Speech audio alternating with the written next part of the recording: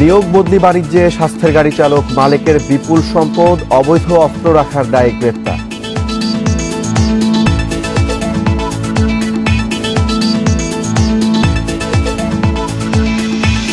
দেশে মিলেছে 4 ধরনের স্বতন্ত্র করোনা ভাইরাস, রূপ পরিবর্তনের হারও যে কোনো দেশের চেয়ে বেশি।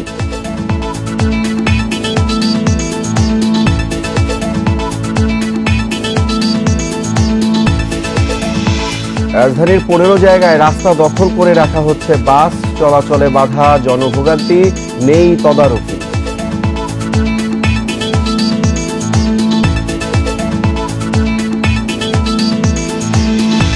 পেঁয়াজ উৎপাদন বাড়াতে উন্নত বীজ আমদানির উদ্যোগ, সঠিকভাবে সংরক্ষণে জোর বিশেষজ্ঞদের।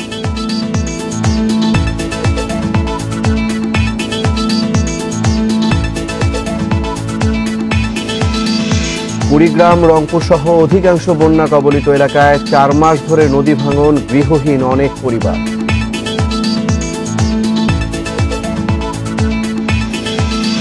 স্বাগত ইন্ডিপেন্ডেন্ট সংবাদে শিরোনাম শুনছিলেন, এবারে পুরো খবর। একটি 10 তলা আর একটি 7 তলা সহ রাজধানীতে 3টি বাড়ি ও 10 কাঠা জমির ওপর ডেইরি ফার্ম। শত কোটি টাকার অর্থ সম্পদের মালিক স্বাস্থ্য অধিদপ্তরের গাড়ি চালক আব্দুল মালেক। জাল নোট ও অবৈধ অস্ত্র রাখার অভিযোগে উত্তরা থেকে তাকে গ্রেপ্তার করেছে র্যাব। অভিযোগ রয়েছে নিয়োগ ও বদলি বাণিজ্য করে শূন্য থেকে কোটিপতি হয়েছে মালেক। রাজধানীর প্রাণকেন্দ্র হাতিরপুল চলছে 10 তলা ভবনের নির্মাণ কাজ। এর মালিক স্বাস্থ্য অধিদপ্তরের গাড়ি চালক আব্দুল মালেক। 11 কাঠা জমির উপর রাজধানীর উত্তরার কামারপাড়ায় 7 তলা এই বাড়ির মালিকও আব্দুল মালেক। নাম দিয়েছেন হাজি কমপ্লেক্স। বাড়ির সাজসজ্জায়ও আভিজাত্য। এখানেই পরিবার নিয়ে থাকেন মালেক। উত্তরার দক্ষিণ রাজাবাড়িতে মালেকের আরেকটি বাড়ি, এটিও ভাড়া দিয়েছেন। তবে এই এলাকায় তিনি বাদল নামে পরিচিত। এই বাড়ির মালিক কে? মালিক সাহেব, আমরা আর কি বাদল নামে চিনি ওনাকে। রাজাবাড়ির একতলা বাড়ির পাশের 15 কাঠা জমিতে ছেলের নামে ডেইরি ফার্ম। এখানে 50টির বেশি গরু। 8ম শ্রেণী পাশ আব্দুল মালেক 1986 সালে স্বাস্থ্য অধিদপ্তরের পরিবহন পুলে ড্রাইভার হিসেবে যোগ দেন মাসিক 4000 টাকা বেতনে। এখন তার বেতন 25,000 টাকা। তবে নিয়োগ ও বদলি বাণিজ্য করে বনে যান কোটিপতি। তিনি তার চাকরি জীবনের বেশিরভাগ সময় স্বাস্থ্য অধিদপ্তরের মহাপরিচালকদের গাড়ি চালিয়েছেন। কোটি টাকার এই পাজেরো গাড়ি স্বাস্থ্য শিক্ষা অধিদপ্তরের মহাপরিচালকের ব্যবহারের জন্য। কিন্তু এই গাড়িটিও নিজের ব্যক্তিগত কাজে ব্যবহার করেছেন ড্রাইভার আব্দুল মালেক। শুধু তাই নয়, এই গাড়িতে করে তিনি তার ডেইরি ফার্মের দুধ পরিবহনের ক্ষেত্রেও ব্যবহার করেছেন। আর এই ব্যক্তিগত কাজে ব্যবহারের সময় যে তেল খরচ হয়েছে, সেই অর্থ তিনি তুলেছেন স্বাস্থ্য অধিদপ্তর থেকেই। তার সাথে যোগসাজশকারী আরো অনেকেই রয়েছেন। শুধুমাত্র কানটি টানলে হবে না, মাথাও টানতে হবে। এখানে চুনুপুটি অবশ্যই বিরাট সম্পদের মালিক হয়ে গেছেন। দুই কাতলারা কি করেছেন সেটাও দেখার বিষয় রয়েছে। সরকারি গাড়ি চালক সমিতির সভাপতি আব্দুল মালেকের আত্মীয় স্বজনদের 7 জন চাকরি করেন স্বাস্থ্য অধিদপ্তরে। এখানকার ক্যান্টিনও তিনিই চালান। কে চালায়? রতন সাহেব চালায়। রতন সাহেব মালেক সাহেবের কে হয়? আর জের জামাই হয়। জাল নোট ও অবৈধ অস্ত্র রাখার অভিযোগে রাজধানীর উত্তরা থেকে আব্দুল মালেককে গ্রেপ্তার করেছে র্যাব। দীর্ঘদিন যাবৎ সে কিন্তু স্বাস্থ্য অধিদপ্তরের একই পদে থেকে, অর্থাৎ বর্তমান স্বাস্থ্য অধিদপ্তরের ড্রাইভার হিসেবে এবং ইউনিয়নের সভাপতি হিসেবে তার একটি আলাদা দাপট তার অধিদপ্তরে ছিল। এ সকল বিষয়কে পুঁজি করেই মূলত এই বিপুল অর্থ বৈভবের মালিক উনি হয়েছেন। আব্দুল মালেকের পরিবারের দাবি, তাদের কোনো অবৈধ সম্পদ নেই। আগে ড্রাইভার ছিলেন, সে ওভারটাইম করতেন, সেগুলি করে আস্তে আস্তে জমি কিনছে, ব্যবসাও করেন, একটা ফার্ম করে। একটা ফার্ম তার ব্যাপার না, একটা ফার্ম 2-3টা গরু থেকে তো 10টা-100টা গরু হয়। সে তো পরিশ্রম করে, তার অবৈধ সম্পদটা কোথায়? আব্দুল মালেকের সম্পদের উৎস অনুসন্ধান শুরু করেছে দুদক। Hasan Misbah, Independent News, Dhaka. যুবলীগের বহিষ্কৃত নেতা ইসমাইল হোসেন চৌধুরী সম্রাট 227 কোটি টাকা সিঙ্গাপুর ও মালয়েশিয়ায় পাচার করেছেন বলে প্রমাণ পেয়েছে দুদক। 2011 থেকে 2019 সাল পর্যন্ত সিঙ্গাপুরে 226 কোটি 30 লাখ আর মালয়েশিয়ায় পাঠিয়েছেন 40 লাখ টাকা। এ টাকার একটি বড় অংশ তিনি খরচ করেছেন মেরিনা বে স্যান্ডস ক্যাসিনোতে। অবশিষ্ট টাকা এখন দেশে আনার প্রক্রিয়া চলছে বলেও জানিয়েছে দুদক। ক্যাসিনো বিরোধী অভিযান শুরুর পরপরই আত্মগোপনে যান সম্রাট। গ্রেপ্তারের পর তাকে সংগঠন থেকে বহিষ্কার করে যুবলীগ। পরে অবৈধ সম্পদ অর্জনের অভিযোগে তার বিরুদ্ধে মামলা করে দুর্নীতি দমন কমিশন। এতে 2,94,00,000 টাকার অবৈধ সম্পদের তথ্য দেওয়া হয়। এরপর সম্রাটের বিদেশে থাকা সম্পদের খোঁজে শুরু হয় তদন্ত।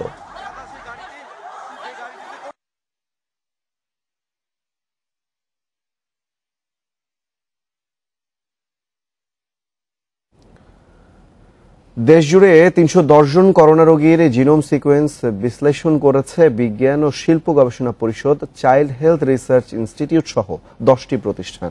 আর এই গবেষণায় রোগীদের শরীরে মিলেছে 4 ধরনের স্বতন্ত্র করোনা ভাইরাসের অস্তিত্ব। অন্যান্য দেশের তুলনায় বাংলাদেশে প্রায় দ্বিগুণ হারে করোনা তার জিনের রূপ পরিবর্তন করছে বলে জানিয়েছেন বিজ্ঞানীরা। দেশের জন্য কার্যকরী টিকা পেতে বিশ্বের 52টি কোভিড ভ্যাকসিন প্রস্তুতকারী প্রতিষ্ঠানে এসব জিনোম সিকোয়েন্সিং এর তথ্য সরবরাহ করেছে বাংলাদেশ। এখন পর্যন্ত বিশ্বজুড়ে 1,05,527 জন করোনা রোগীর জিনোম সিকোয়েন্স বিশ্লেষণ করেছেন বিজ্ঞানীরা। 310 জন রোগীর জিনোম সিকোয়েন্স বিশ্লেষণ করে দক্ষিণ এশিয়ার মধ্যে বাংলাদেশের অবস্থান দ্বিতীয়। এমন তথ্য দিচ্ছে ভাইরাস নিয়ে কাজ করা জার্মান ওয়েবসাইট GIS8। এ পর্যন্ত দেশের 8 বিভাগে 310 রোগীর জিনোম সিকোয়েন্স ও ডাটা বিশ্লেষণ করে 4টি আলাদা করোনা ভাইরাসের অস্তিত্ব পেয়েছেন বিজ্ঞানীরা। এর মধ্যে জিনের রূপ পরিবর্তন হয়েছে 5 বার। দেশের 737টি পয়েন্টে জিনের রূপ পরিবর্তনের এই হার যে কোনো দেশের তুলনায় বেশি। পুরো বিশ্বে ভাইরাসের রূপ পরিবর্তনের হার যেখানে 7.20%, সেখানে বাংলাদেশে এই হার 12.60%। পৃথিবীতে 6 ধরনের করোনা ভাইরাস বিচরণ করে, তার মধ্যে বাংলাদেশে আমরা 4 ধরনের করোনা ভাইরাস পেয়েছি। আমরা কিছু মিউটেশন খুঁজে পেয়েছি, যেটা 5টা, যেটা পৃথিবীর আর কোথাও ঘটে নাই। এটা খুব ইম্পর্টেন্ট আমাদের জন্য, যে বিশেষ করে আমাদের যে ভ্যাকসিন ডেভেলপমেন্টের জন্য এটা খুবই ইম্পর্টেন্ট। দ্রুতগতির রূপ পরিবর্তনে ভাইরাস ক্রমশ দুর্বল বা প্রবল শক্তিশালী হবারও আশঙ্কা রয়েছে। তবে কি হচ্ছে সেটি জানতে আরও গবেষণার প্রয়োজন বলে মনে করছেন বিশেষজ্ঞরা। সিকোয়েন্সিং করে আমাদের ডাটাটা পাই, ডাটাটা আমরা সঙ্গে সঙ্গে কী করে আমরা ইন্টারন্যাশনাল জিন ব্যাংক GIS8, যেখানে পৃথিবীর সকল বিজ্ঞানীরা ওই GIS8 তাকায় থাকে যে নতুন নতুন সিকোয়েন্সিং কোডটা আসছে, নতুন নতুন মিউটেশন কি আসছে, আমরা ওখানে কিন্তু জমা দিয়ে দিচ্ছি আর কি। করোনার এই রূপ পরিবর্তনে ভ্যাকসিন তৈরিতে কোনো বাধার সৃষ্টি হবে না বলে মনে করছেন বিশেষজ্ঞরা। একই ভাইরাসগুলোই কিন্তু আমরা বিভিন্ন জায়গায় ছড়াচ্ছে, এবং যখন এটা ছড়াচ্ছে তখন কিন্তু সেইটাই আরেকটা মিউটেশন হচ্ছে। নজর রাখতে হবে, এটা খুবই ইম্পর্টেন্ট মিউটেশন গুলো।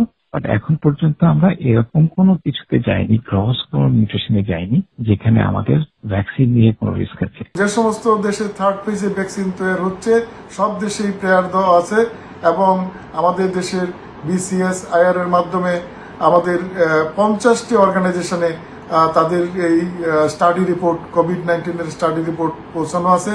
সুতরাং আমার মনে হয় আমাদের দেশে এই ভ্যাকসিন আসার ব্যাপারে কোনো প্রতিবন্ধকতা নাই। জিনোম সিকোয়েন্স বিশ্লেষণের এই প্রক্রিয়া চলমান থাকবে 2021 সালের ফেব্রুয়ারি পর্যন্ত। যে 4 ধরনের করোনা ভাইরাসের অস্তিত্ব পাওয়া গেছে তার অধিকাংশই ইউরোপীয় দেশগুলো থেকে বাংলাদেশে ঢুকেছে বলে জানিয়েছেন বিজ্ঞানীরা। Biprojit Chanda, Independent News, Dhaka. দেশে দ্বিতীয় দফা করোনা সংক্রমণ রোধে পরীক্ষা বাড়ানোর সুপারিশ করেছে কোভিড-19 জাতীয় কারিগরি পরামর্শ কমিটি। এক সংবাদ বিজ্ঞপ্তিতে তথ্য জানানো হয়েছে। সংবাদ বিজ্ঞপ্তিতে 9 দফা সুপারিশের কথা জানিয়েছে কমিটি। পরীক্ষা বাড়ানো ছাড়াও এর মধ্যে রয়েছে দ্বিতীয় দফা করোনা সংক্রমণ রোধে এখনই রোড ম্যাপ করে প্রস্তুতি নেওয়ার পরামর্শ, বিদেশ ফেরত যাত্রীদের স্ক্রিনিং ও কোয়ারেন্টাইন নিশ্চিত করা, স্বাস্থ্যবিধি মেনে চলতে মানুষকে উদ্বুদ্ধ করতে স্বাস্থ্য অধিদপ্তরকে প্রয়োজনীয় ব্যবস্থা গ্রহণের পরামর্শ দিয়েছে কারিগরি পরামর্শ কমিটি। এছাড়া জোর দেওয়া হয়েছে স্বাস্থ্যকর্মীদের কোয়ারেন্টাইনের বিষয়ে। তাদের স্বজনেরা যেন আক্রান্ত হওয়ার ঝুঁকিতে না পড়েন সে বিষয়ে গুরুত্ব দেওয়ার পরামর্শ দিয়েছে কারিগরি কমিটি।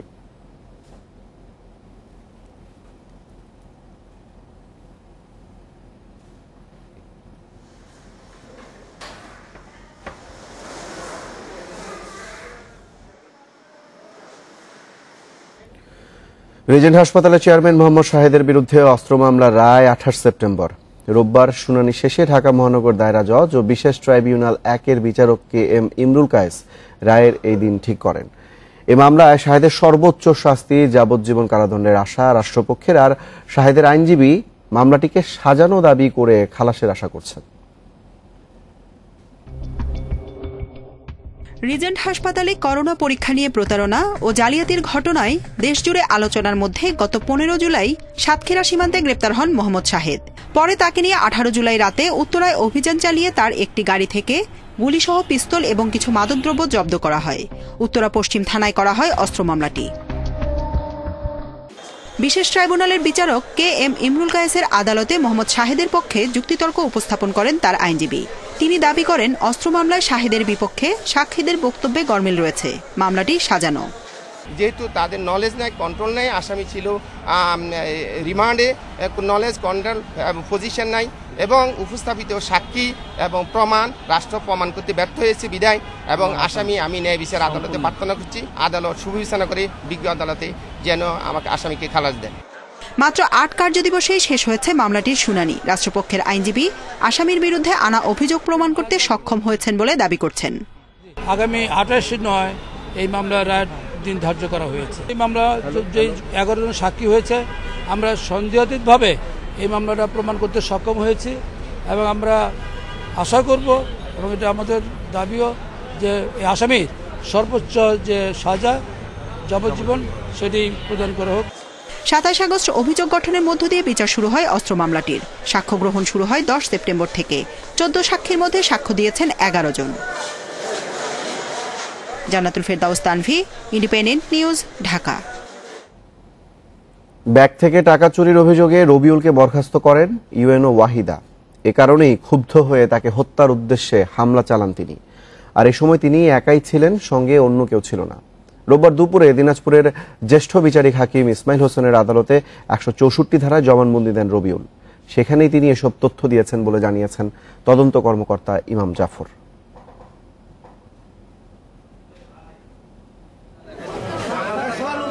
$50,000 টাকা চুরির অভিযোগে জানুয়ারিতে মালি রবিউল ইসলামকে বরখাস্ত করেন ইউএনও ওয়াহিদা খানম। গোয়েন্দাদের ধারণা এই ক্ষোভ থেকেই 2রা সেপ্টেম্বর ভোররাতে বাসায় ঢুকে ওয়াহিদা ও তার মুক্তিযোদ্ধা বাবাকে হাতুড়ি ও ধারালো অস্ত্রে হত্যার চেষ্টা করে রবিউল। 12 সেপ্টেম্বর দিনাজপুরের বিজোড়া গ্রাম থেকে তাকে গ্রেপ্তার করে পুলিশ। প্রথম দফায় 6 দিনের রিমান্ড শেষে আদালতে আনা হলে 164 ধারায় জবানবন্দি দিতে রাজি হননি রবিউল। সেদিনই আবারও তাকে 3 দিনের রিমান্ডে পায় পুলিশ। জিজ্ঞাসাবাদ শেষে রোববার আদালতে দায় স্বীকার করে জবানবন্দি দেন তিনি। জানান অন্য কেউ সঙ্গে ছিল না, সে হামলা তিনি একাই চালিয়েছেন। বিজ্ঞ আদালতে আবেদন দিয়েছিলাম তার স্বীকারোক্তিমূলক দায়বদ্ধ দায়টা লেখার জন্য, জবানবন্দি লেখার জন্য। বিজ্ঞ আদালত তার কাছ থেকে তার স্বীকারোক্তিমূলক স্বেচ্ছায় প্রদেশ স্বীকারোক্তিমূলক জবানবন্দি লিপিবদ্ধ করেছে এবং সে তার ঘটনার দায় স্বীকার করেছে। তবে স্বজনদের দাবি নির্যাতন করে স্বীকারোক্তি নিয়ে হামলার দায় চাপানো হয়েছে রবিউলের উপর। 10টা বাজার 3 মিনিট আগে আদালতে উঠাইছি, দেখতেছি ও হাঁটতে পারতেছে না, ওকে চেংদোলা করে নিয়ে যাচ্ছে। তাতে দেখে বোঝা যাচ্ছে ওকে খুবই টর্চারিং করছে, মারধর করছে। স্বীকারোক্তিমূলক জবানবন্দির পর রবিউলকে কারাগারে পাঠিয়েছে আদালত। মাথায় হাতুড়ির আঘাতে গুরুতর আহত ওয়াহিদা ও তার বাবা এখনো ঢাকার হাসপাতালে চিকিৎসাধীন। Independent News desk. Route permit নেওয়ার সময় পার্কিং এর স্থান উল্লেখ করেন বাস মালিক, কিন্তু পরে বেশিরভাগ। Independent News desk. Route permit নেওয়ার সময় পার্কিং এর স্থান উল্লেখ করেন বাস মালিক, কিন্তু পরে বেশিরভাগ ক্ষেত্রে বাস রাখা হয় সড়ক দখল করে। এতে চলাচলে তৈরি হচ্ছে প্রতিবন্ধকতা। বাস মালিকদের দাবি টার্মিনালে জায়গা না থাকায় সড়কে রাখতে হচ্ছে বাস। আর বিআরটিএ বলছে ভ্রাম্যমাণ আদালতের মাধ্যমে এসব অনিয়মের বিরুদ্ধে ব্যবস্থা চলমান। রাজধানীর তেজগাঁয়ের কলোনি বাজার সংলগ্ন সড়ক এটি। অবৈধভাবে বাস রাখায় দখল হয়ে গেছে সড়কের 1/3 জায়গা। অনন্যা পরিবহন ঢাকা কিশোরগঞ্জ রুটের এই কোম্পানির বাস মহাখালী বাস টার্মিনালকে পার্কিং স্পট দেখিয়ে রুট পারমিট নিলেও রাখা হচ্ছে তেজগাঁয়ের বিভিন্ন রাস্তায়। রাত্রে অনেক সময় 2 ঘন্টা ঘুরি, জায়গা পাই না, এখানে রাখি, সিকিউরিটির টাকা দিতে হয়, অনেক সময় পুলিশ এখানে দিতেছে।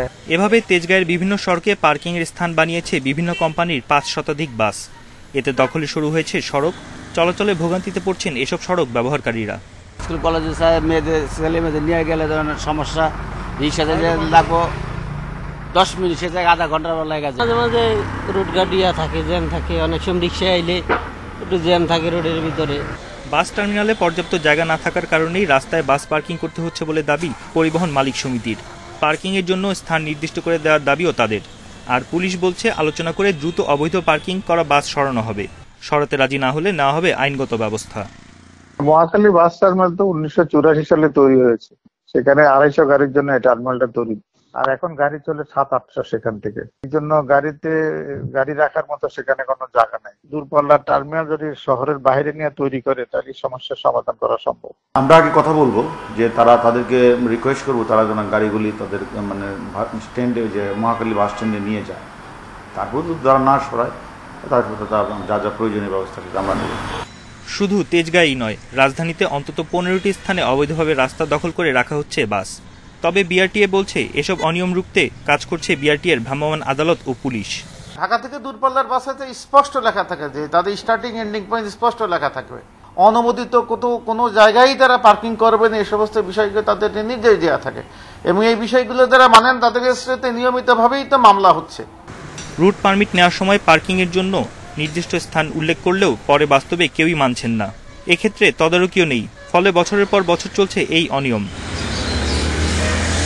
বনি ইবনে কামাল, ইন্ডিপেন্ডেন্ট নিউজ, ঢাকা।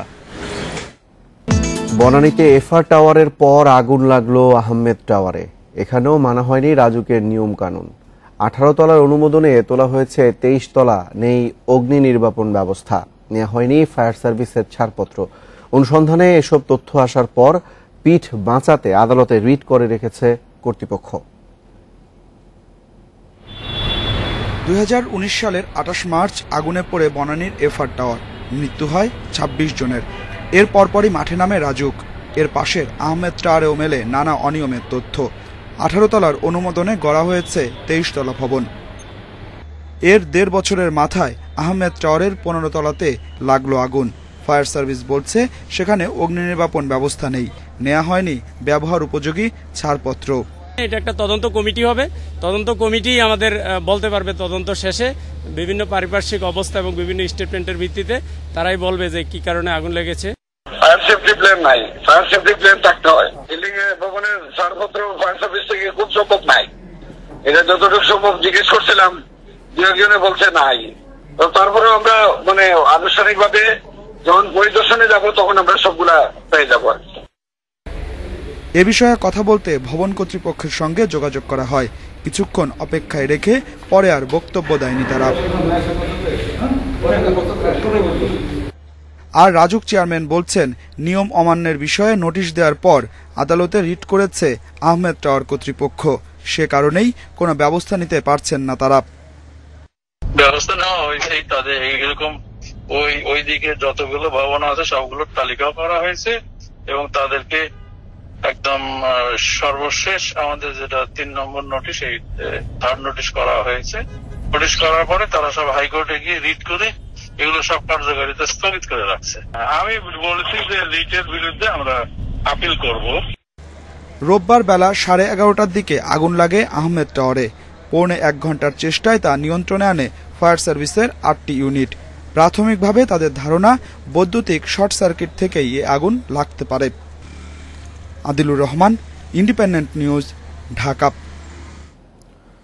আগামীতে দেশে পেঁয়াজের উৎপাদন বাড়াতে চায় সরকার। এজন্য বিদেশ থেকে উন্নত জাতের 2000 টন বীজ আমদানির উদ্যোগের কথা জানিয়েছেন কৃষিমন্ত্রী। তবে বিশেষজ্ঞরা বলছেন, সঠিকভাবে পেঁয়াজ সংরক্ষণ ও দেশি জাতের উন্নয়ন করেই স্বয়ংসম্পূর্ণতা অর্জন সম্ভব।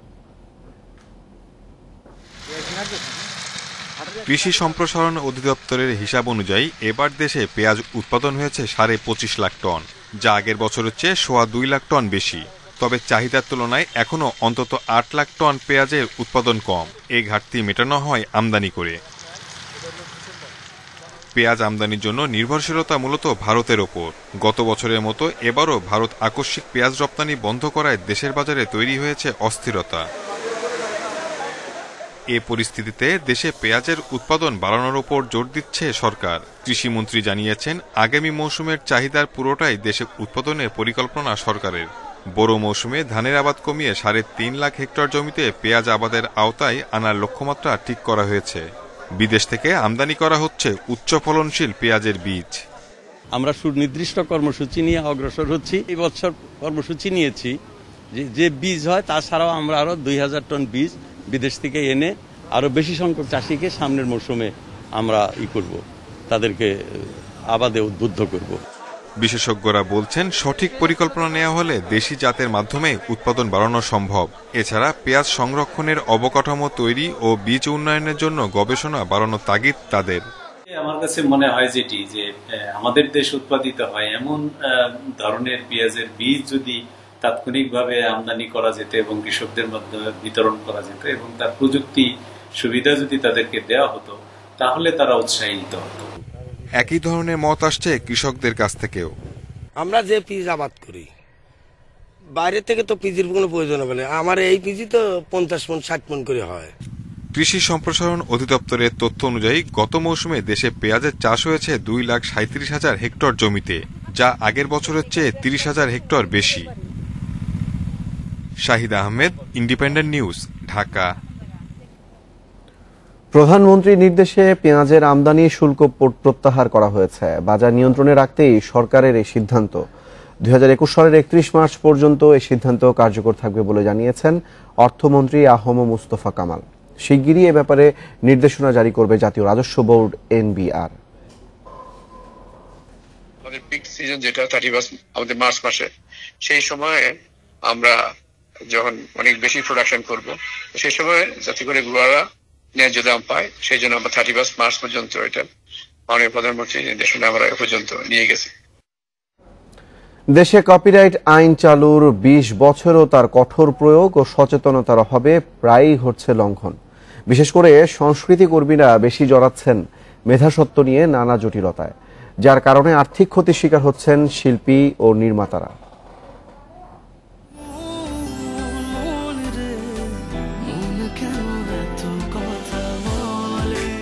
পাগল মন গানটির কিছু অংশ অনুমতি ছাড়াই ব্যবহার হয় পাসওয়ার্ড সিনেমায়। সেজন্য নায়ক শাকিব খানের কাছে 10 কোটি টাকা ক্ষতিপূরণ চেয়ে আইনি নোটিশ পাঠান শিল্পী দিলরুবা খান। পরে 6 লাখ টাকায় বিষয়টি মীমাংসা হয়। সম্প্রতি ব্যান্ড দল মাইলসের 4 সদস্যের বিরুদ্ধেও কপিরাইট লঙ্ঘনের অভিযোগ করেন গীতিকার রনিম। এর আগে 2018 সালে শফিক তুহিনের করা মামলায় জেলও খাটেন কণ্ঠশিল্পী আসিফ আকবর। কপিরাইট লঙ্ঘনের সাহিত্য, সঙ্গীত, চিত্রকর্ম ও সফটওয়্যারের ক্ষেত্রে সর্বোচ্চ সাজা 4 বছরের জেল, আর চলচ্চিত্রের ক্ষেত্রে 5 বছর কারাদণ্ডের বিধান আছে। গান বলেন এবং চলচ্চিত্র বলেন, যে কোনো ক্ষেত্রেই মূল যে কপিরাইট ওনার আছে তার পারমিশন ছাড়া কোনোভাবেই এটা বিজনেস পারপাসে ইউজ করা যাবে না। কোনো অর্থনৈতিকভাবে লাভবান হওয়ার জন্য কোনোভাবে এটা ইউজ করা যাবে না। আমাদের দেশে আসলে এই বিষয়টা খুবই মানা হচ্ছেই না বলা যায়। রিসেন্ট কিছু শিল্পী সমাজে এই বিষয়ে কিছুটা এগিয়ে এসছে। কপিরাইট অফিস বলছে 2019 সালে কপিরাইট নিবন্ধন হয়েছে 3205টি। চলতি বছর এখন পর্যন্ত 1711টি কপিরাইট নিবন্ধন হয়েছে।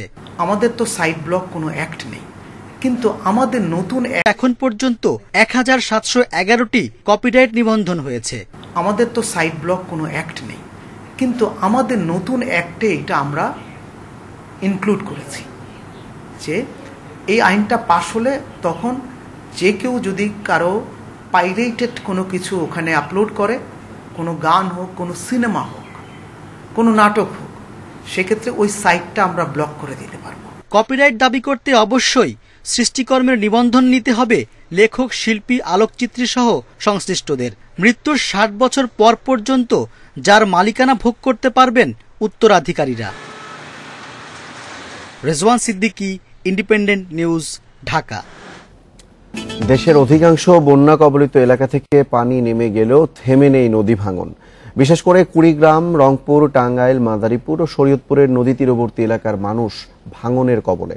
এসব এলাকায় প্রায় 4 মাস ধরে থেমে থেমে চলা ভাঙনে এখনো গৃহহীন অনেক পরিবার। বৃষ্টিতে উজানের পানি বাড়ায় গেল 1 সপ্তাহ ধরে ভাঙন বেড়েছে কুড়িগ্রামের উলিপুরে। তিস্তায় বিলীন হয়েছে 2 শতাধিক ঘরবাড়ি ও কয়েকশো হেক্টর ফসলি জমি। একই অবস্থা নাগেশ্বরের বামনডাঙ্গায়। সদরের শারডোব ও মোগলবাসা এলাকায় ভাঙনের মুখে রয়েছে বন্যা নিয়ন্ত্রণ বাঁধ। এ পর্যন্ত নদী ভাঙনের কবলে জেলার 8টি স্কুল, ঝুঁকিতে আছে আরও 10টি স্কুল। প্রায় 67টা পয়েন্টে ভাঙন ছিল বা আছে এখনো। তো যে পয়েন্টগুলোর মধ্যে আমরা ইতিমধ্যে প্রায় 54-55টা জায়গায় আমরা ইতিমধ্যে কাজ শুরু করেছি এবং কাজ করতেছি। তিস্তার ভাঙনের কবলে লালমনিরহাট ও রংপুরের 4 উপজেলা। রংপুরের 20টি গ্রামে ক্ষতিগ্রস্ত প্রায় 50,000 মানুষ। ভাঙন রোধে নদীটির রক্ষায় স্থায়ী বাঁধের দাবি স্থানীয়দের। যদি বেরিবান সরকার যদি না দেয় তাহলে আমরা এই চরের লোক অসহায় হয়ে যাব, আমরা আবাদ করতে পারবো না। রাস্তাঘাট সব ভাঙি যাওয়ার পরে এখন যাতায়াত করতে পারতেছে না। মধুমতি নদী তীরে মাগুরার মোহাম্মদপুর উপজেলার হরেকেষ্টপুর গ্রামেও চলছে ভাঙন। এরই মধ্যে ঘরবাড়ি ও ফসলি জমি হারিয়ে নিঃস্ব শতাধিক পরিবার। গাছপালা বাগান বাড়ি ছিল, সেই সাথে বাগান বাড়ি তো গেছেই, আর 2টা ঘর চলে গেছে। ভাঙন শুরু হয়েছে টাঙ্গাইলের মির্জাপুরের লৌহজং নদীতে। ভেসে গেছে জামরকি ইউনিয়নের গুনুটিয়া প্রাথমিক বিদ্যালয়ের পুরাতন ভবনের একাংশ। হুমকির মুখে বিদ্যালয়ের নতুন ভবনও। কর্তৃপক্ষের কাছে জোর দাবি জানিয়েছি যে ভবনটা নদী গর্ভে চলে যাচ্ছে, সেখানে 2টা ক্লাস হয়। পরে আমি ওনাদের জানানোর ফলে ওনারা বললেন যে আমরা দ্রুত এটার ব্যবস্থা করব।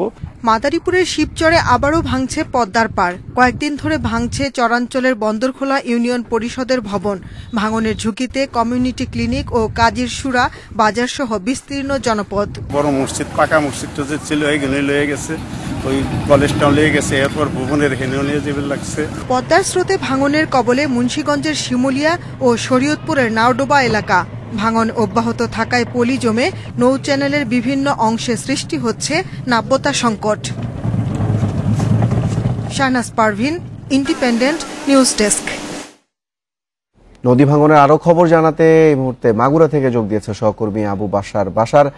মধুমতি নদী তীরের ভাঙনের কি অবস্থা একটু জানতে চাই, এবং এই নদী ভাঙনে ক্ষতিগ্রস্তদের সহায়তায় প্রশাসন থেকে কি কোনো উদ্যোগ নেওয়া হয়েছে?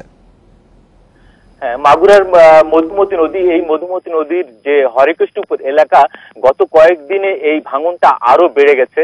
সাম্প্রতিককালে গত 2 দিনের ভিতর ওখানে যে একটি গোরস্থান ছিল, সেই গোরস্থানটি, কবরস্থান যেটিকে বলে, সেটি হচ্ছে ভেঙে গেছে। আরো বেশ কিছু বাড়ি ঘর ভেঙে গেছে।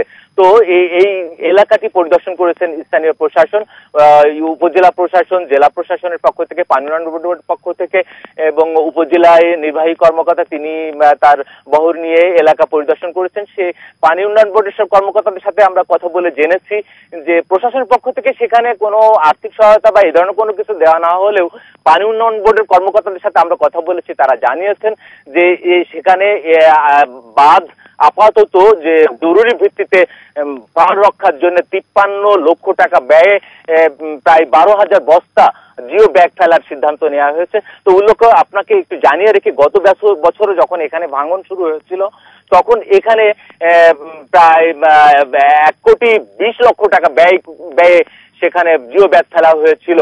কিন্তু এবারে ভাঙন যেভাবে শুরু হয়েছে তাতে সেই গত বছরে যে জিও ব্যাগগুলো ফেলা হয়েছিল প্রত্যেকটি ব্যাগই নদীর ভাঙনের তলিয়ে গেছে। তো স্থানীয় সাধারণ মানুষের দাবি নদী তীরবর্তী এলাকার মানুষের দাবি যে এই জিও ব্যাগ, কোটি কোটি টাকা জিও ব্যাগ না ফেলে যদি স্থায়ীভাবে বাঁধ রক্ষার ব্যবস্থা করা হয়, সেই দাবিটি জানিয়েছেন তারা। সহকর্মী আবু বাসার মাগুরা থেকে নদী ভাঙনের খবর জানাচ্ছিলেন। উৎপাদিত চিনির বেশিরভাগই বিক্রি করতে পারছে না নাটোর সুগার মিল। ফলে অর্থ সংকটের কারণে কৃষকের প্রায় 9 কোটি টাকা বকেয়া পরিশোধ করতে পারছে না তারা। এছাড়া 5 মাস ধরে বন্ধ শ্রমিক কর্মচারীর বেতন। দ্রুত পাওনা পরিশোধ না হলে আগামী মৌসুমে চাহিদা মাফিক আখ না পাওয়ার আশঙ্কা মিল কর্তৃপক্ষের।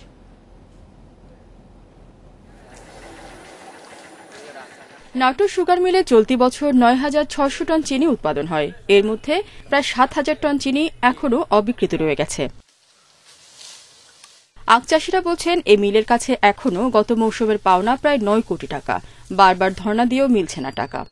গেলবার কুশল দিচ্ছি, ধরেন কুশলের হচ্ছে আজও বিল পাইনি, তাহলে আমরা চলবো কি করে? গরিব মানুষ। শেয়ার ভালো মতন লাগাই না, এই জন্য মলতে পারি না, পুরজি ভালো পাই না, সেন্টার খুঁজতে খুঁজতে কুশার মরিয়া যা।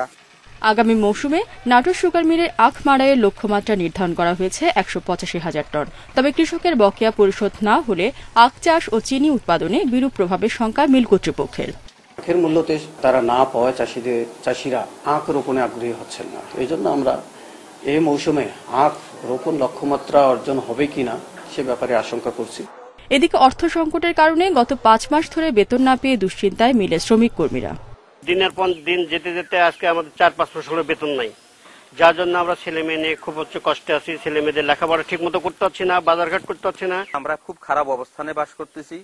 সামনে মারাই মৌসুম, এই টাকা এবং কৃষকের টাকা প্লাস এই বেতন যদি পরিশোধ না করা হয় তাহলে আখ চাষ হবে না। আখ চাষ না হলে পারে শ্রমিক কর্মচারীর বেতন না পেলে পারে এমনি মিল বন্ধ হয়ে যাবে। কৃষকের বকেয়া এবং শ্রমিকের বেতন ভাতা পরিশোধের চেষ্টা চলছে বলে জানায় কারখানা কর্তৃপক্ষ। আমরা তাদেরকে আশ্বস্ত করছি যে সমস্যা নাই, আমরা খুব শীঘ্রই আমাদের চেষ্টা চলতে দেয়। সদর দপ্তর থেকে আমরা আশ্বস্ত করছি যে আমরা অচিরে হয়তো টাকাটা পরিশোধ করতে পারবো। চলতি মৌসুমে 17,000 হেক্টর জমিতে আখ রোপণের লক্ষ্যমাত্রা নিয়ে কার্যক্রম শুরু করেছে Natore sugar mill. Independent News Desk. যুক্তরাষ্ট্রে করোনা ভাইরাসে আক্রান্তের সংখ্যা ছাড়ালো 70 লাখ। দেশটিতে 24 ঘন্টায় মারা গেছেন 294 জন। এ নিয়ে সেখানে মোট প্রাণহানি 2,04,000-এর বেশি। বিশ্বে একদিনে করোনায় 3,900 জনের মৃত্যু হয়েছে। নতুন শনাক্ত হয়েছে 2,42,000-এর বেশি, যার মধ্যে শুধু ভারতেই শনাক্তের সংখ্যা 87,000-এর বেশি। মোট আক্রান্ত ছাড়িয়েছে 54 লাখ। রোববারও বিশ্বে সবচেয়ে বেশি মৃত্যু হয়েছে ভারতে। নতুন 1135 জনের মৃত্যু নিয়ে দেশটিতে প্রাণহানি 88,000-এর কাছাকাছি। ব্রাজিলে একদিনে মারা গেছে 330 জন। এ নিয়ে মোট মৃতের সংখ্যা 1,36,000 ছাড়িয়েছে। তবে সেখানে একদিনে শনাক্ত হয়েছে মাত্র 16,000 নতুন রোগী। ব্রাজিলে মোট আক্রান্তের সংখ্যা ছাড়িয়েছে 45 লাখ। বিশ্বে করোনা এ পর্যন্ত প্রাণ গেছে 9,64,000-এর বেশি মানুষের। মোট আক্রান্ত ছাড়িয়েছে 3,12 লাখ।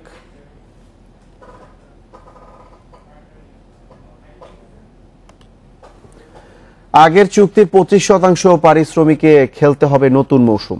ক্লাবগুলোকে খুশি করতে নির্বাচনের আগে এমন সিদ্ধান্ত বাফুফের ফুটবলারদের কেউ কেউ সেই প্রশ্ন তুলেছে। তবে ক্লাব কর্মকর্তারা বলছেন কারো স্বার্থ হাসিলের জন্য নয়, ফুটবলার ক্লাব দুই পক্ষের কথা মাথায় রেখেই সব ঠিক করা হয়েছে। এদিকে লীগ কমিটির একতরফা সিদ্ধান্তের প্রতিবাদে বৃহস্পতিবার কাজী সালাউদ্দিনের সাথে দেখা করতে চান ফুটবলাররা। মৌসুম শুরুর দাবি নিয়ে বাফুফের সভাপতির সঙ্গে দেখা করেছেন। লীগ কমিটির সঙ্গেও সভা করেছেন মামুনুলরা। প্রত্যাশা ছিল পারিশ্রমিক ইস্যুতে এগিয়ে আসবে ফেডারেশন, রক্ষা হবে ক্লাব ফুটবলার দুপক্ষের স্বার্থ। তবে পারিশ্রমিক ইস্যুতে সিদ্ধান্ত গেছে ক্লাবগুলোর পক্ষে। জানানো হয়েছে আগের চুক্তির 25% দিয়ে খেলতে হবে নতুন মৌসুম, সেটাও নাকি দেওয়া হবে 4 কিস্তিতে। কথা উঠেছে নির্বাচনের আগে ক্লাবগুলোকে খুশি করতেই এমন সিদ্ধান্ত নিয়েছে বাফুফের পেশাদার লীগ কমিটি। ফুটবলাররা হয়েছেন বলির পাঠা। তবে অযৌক্তিক এসব অভিযোগ উড়িয়ে দিচ্ছেন ক্লাব কর্তারা। ফুটবলাররা এতে অসন্তুষ্ট হওয়া অন্তত উচিত না বর্তমান বাস্তবতার প্রেক্ষাপটে। সবাইকে আসলে বাস্তবতাটুকু বুঝতে হবে। এখন আপনি প্রেশার দিয়ে যদি বলেন যে ওটা দিতে হবে, এটাও কিন্তু আপনাকে বিবেচনা আনতে হবে যে এই মুহূর্তে ক্লাবগুলো সেই সামর্থ্যটুকু আছে কিনা। ক্লাবগুলো যদি বেশি প্রেশার ক্রিয়েট করা হয়, ক্লাবগুলো কিন্তু মাঠে নামতে পারবে না। কারণ আমাকে যদি বলা হয় যে না শুরুতে 50% 60% পে করতে হবে, আমার অনেক চিন্তার ব্যাপার আছে। শুধুমাত্র আমি না, আমার সাথে যে ক্লাবগুলো আছে সবাই একই ধরনের চিন্তা ভাবনা করবে। বাফুফের নির্বাচন 3 অক্টোবর। তার আগেই দেনা পাওনা নিয়ে সালাউদ্দিনের সাথে দেখা করতে চান ফুটবলাররা। ক্লাব কর্তারা বলছেন পারিশ্রমিক ইস্যুর সমাধান হয়ে যাবে সমঝোতার মাধ্যমে। প্রত্যেকটা ক্লাবই যারা ব্যবস্থাপনার সাথে জড়িত তারা নিঃসন্দেহে প্লেয়ারদের সুখ দুঃখে অংশীদার হবেন এবং তাদের সুখ দুঃখগুলো বুঝবেন, তাদের অসুবিধাগুলো বুঝবেন। এটা সম্মিলিত সিদ্ধান্ত কিংবা বাফুফে থেকে চাপিয়ে দেওয়ার সিদ্ধান্ত আমার মনে হয় এক্ষেত্রে যৌক্তিক হবে না। আমরা আশা করব তাদেরকে খুশি রেখে, যাতে একটা স্বাভাবিক একটা বিবেক বিবেচনা করে আমরা তাদেরকে নিয়েই আমরা আমাদের লিগটা শুরু করব। আমরা মনে করি তারা আমাদেরকে যদি ভালো খেলা উপহার দিতে পারে আমরা অবশ্যই তাদেরকে ঠকাবো না। ডিসেম্বরের প্রথম সপ্তাহে ফেডারেশন কাপ দিয়ে শুরু হবে ফুটবলের নতুন মৌসুম। Shamim Ahmed, independent News, Dhaka. English premier লিগের বিগ ম্যাচে চেলসিকে 2-0 গোলে হারিয়েছে লিভারপুল। জোড়া গোলে ম্যাচের নায়ক সাদিও মানে। অভিষেক হয়েছে অলরেডসের নিউ রিক্রুট থিয়াগো আলকান্তারার। স্ট্যামফোর্ড ব্রিজে গোলশূন্য প্রথমার্ধে বড় ঘটনা, ক্রিস্টেনসেনের লাল কার্ড। 10 জনের চেলসিকে বিরতির পর চাপে রাখে লিভারপুল। ফলো আসে দ্রুতই। ম্যাচের 50 মিনিটে ডেডলক ভাঙেন সাদিও মানে। কিছুক্ষণ বাদেই জোড়া পূর্ণ করেন এই সেনেগাল তারকা। 1 গোল শোধের সুযোগ পেয়েছিল চেলসি, তবে পেনাল্টি থেকে স্কোর করতে ব্যর্থ জর্জিনিও। এদিকে আরেক ম্যাচে সাউদাম্পটনকে 5-2 গোলে উড়িয়ে দিয়েছে টটেনহাম। একাই 4 গোল করেছেন সন হিউংমিন। দক্ষিণ কোরিয়ান তারকার সব গোলই হ্যারি কেইনের অ্যাসিস্ট্যান্ট। স্পার্সের হয়ে শেষ গোলটিও করেছেন কেইন।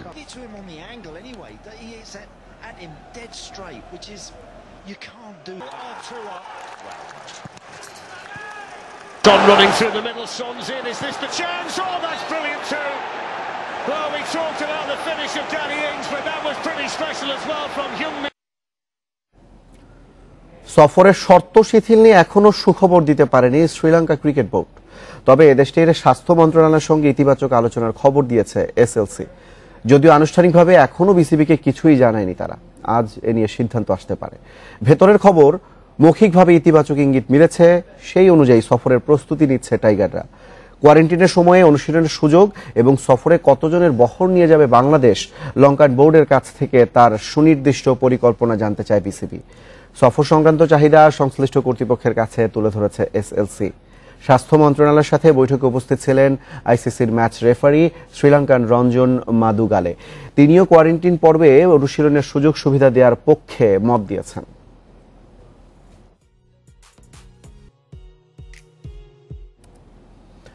আইপিএলে আজ সানরাইজার্স হায়দ্রাবাদের মুখোমুখি হবে রয়্যাল চ্যালেঞ্জার্স বেঙ্গালুরু। দুবাই স্টেডিয়ামে খেলা শুরু হবে বাংলাদেশ সময় রাত 8টায়। আরব আমিরাতে নিজেদের মধ্যে ভাগ হয়ে প্রস্তুতি ম্যাচ খেলেছে দুই দল। কোহলির নেতৃত্বাধীন বেঙ্গালুরুতে রয়েছে টি-20-র সব বড় নাম। De Villiers, Aaron Finch, Moeen Ali, Chris Morris, এরা সবাই বড় তারকা। বোলিংও রয়েছে ভারসাম্য। স্পিনিং কন্ডিশনে যুজবেন্দ্র চাহাল আর ওয়াশিংটন সুন্দর দলের বড় তারকা। বিপরীতে হায়দ্রাবাদের ট্রাম্প কার্ড রাশিদ খান ম্যাচের মোড় ঘুরিয়ে দিতে সক্ষম এই Afghan leg spinner. David Warner, Jonny বেয়ারিস্টোর সঙ্গে দেশি মানিশ পান্ডে ব্যাটিংয়ের মূল শক্তি। দুই দলের 15 মুখোমুখিতে 8 বার জিতেছে হায়দ্রাবাদ, বেঙ্গালুরুর জয় 6 ম্যাচে।